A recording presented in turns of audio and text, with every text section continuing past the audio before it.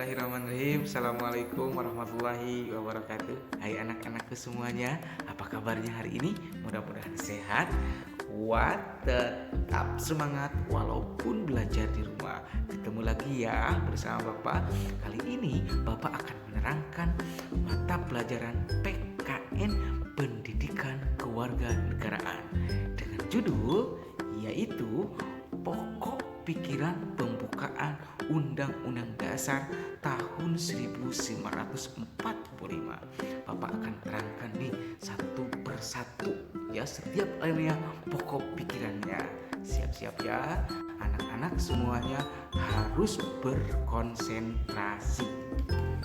Nah, hakikat pokok-pokok pikiran pembukaan Undang-Undang Dasar tahun 1945.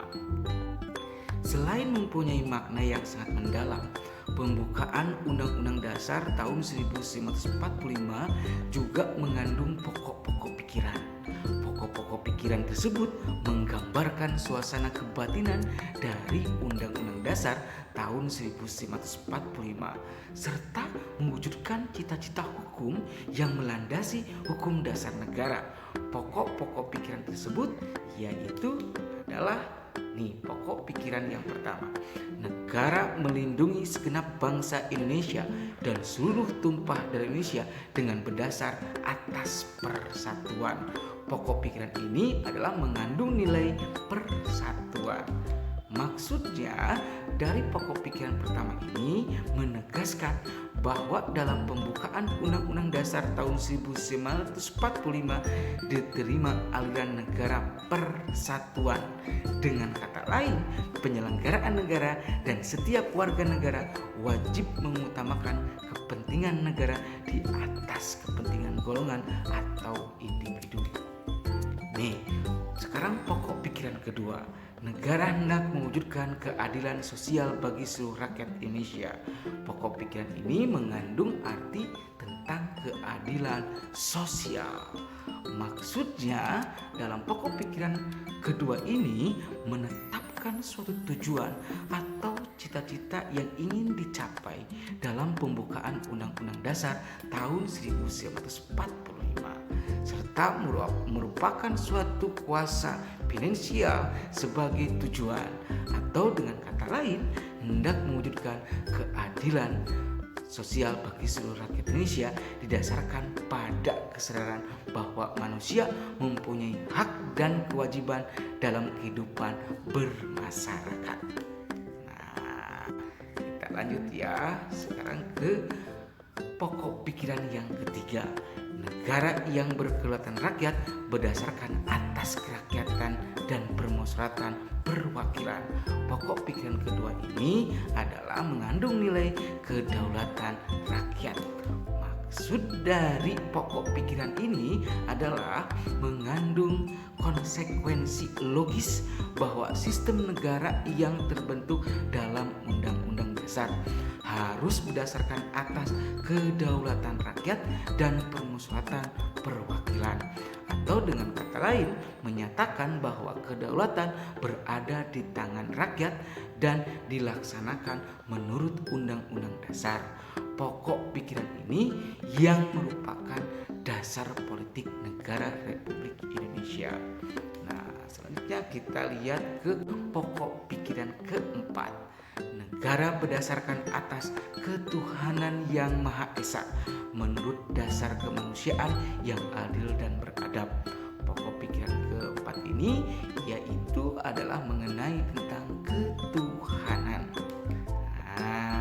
Maksud dari pokok pikiran ini mengandung makna bahwa Undang-Undang Dasar harus mengandung isi yang mewajibkan pemerintah dan penyelenggara negara lainnya untuk memelihara budi pekerti yang luhur. Ya, itu anak-anak pokok pikiran yang terdapat dalam setiap alinea. Nah, sekarang pokok pikiran pembukaan Undang-Undang Dasar tahun 1945. Di sini arti penting pokok pikiran pembukaan Undang-Undang Dasar tahun 1945 yaitu adalah yang pertama sebagai tertib hukum tertinggi, Yang kedua, memuat dasar filsafat negara.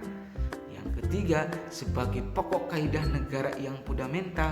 Dan yang keempatnya, menjamin kelangsungan hidup negara Republik Indonesia. Nah, kita lanjut ya. Di sini adalah hubungan antara pokok pikiran pembukaan Undang-Undang Dasar tahun 1945 dengan batang tubuh Undang-Undang Dasar tahun 1945. Nah, yang pertama, bagian pertama dan kedua dan ketiga pokok pikiran pembukaan Undang-Undang Dasar tahun 1945 ini merupakan segolongan pernyataan yang tidak mempunyai hubungan kausal organis ya, ini dengan batang tubuh Undang-Undang Dasar tahun 1945. Nah, sekarang bagian keempat pokok pikiran pembukaan Undang-Undang Dasar tahun 1945 ini mempunyai hubungan yang bersifat ya kausal organis dengan batang tubuh Undang-Undang Dasar tahun 1945 yang mencakup beberapa segi sebagai berikut. Nih, satu, Undang-Undang Dasar ditentukan akan ada. Yang kedua, hal yang diatur dalam Undang-Undang Dasar adalah pembentukan pemerintah negara yang memenuhi berbagai persyaratan dan meliputi segala aspek penyelenggaraan negara. Yang ketiganya, negara Indonesia ini berbentuk republik yang berkedaulatan rakyat. Yang keempatnya, ditetapkannya dasar kerohanian negara atau dasar filsafat negara Pancasila. Nah, itu ya.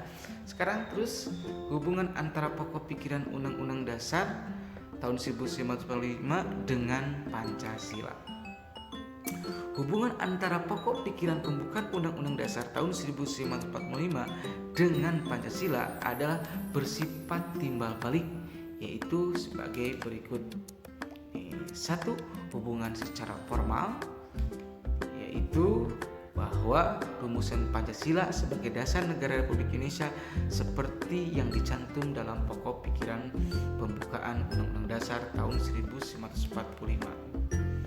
Nah, yang keduanya di sini bahwa pokok pikiran pembukaan Undang-Undang Dasar tahun 1945 berdasarkan pengertian ilmiah merupakan pokok kaidah negara yang fundamental dan tertib terhadap hukum Indonesia yang mempunyai dua macam, yaitu sebagai dasarnya karena pokok pikiran pembukaan Undang-Undang Dasar tahun 1945 itulah yang memberikan faktor-faktor mutlak bagi adanya tertib hukum di Indonesia. Nah, yang keduanya memasukkan dirinya di dalam tertib hukum tersebut sebagai tertib hukum yang tertinggi.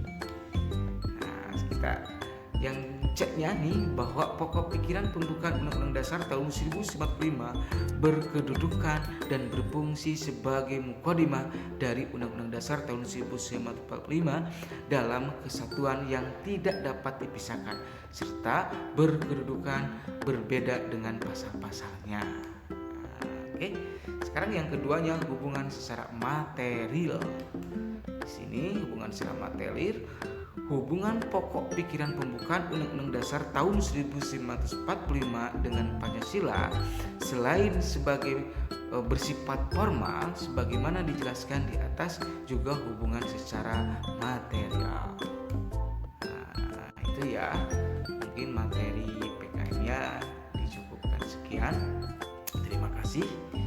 Ingat di sini tetap semangat ya walaupun belajar di rumah.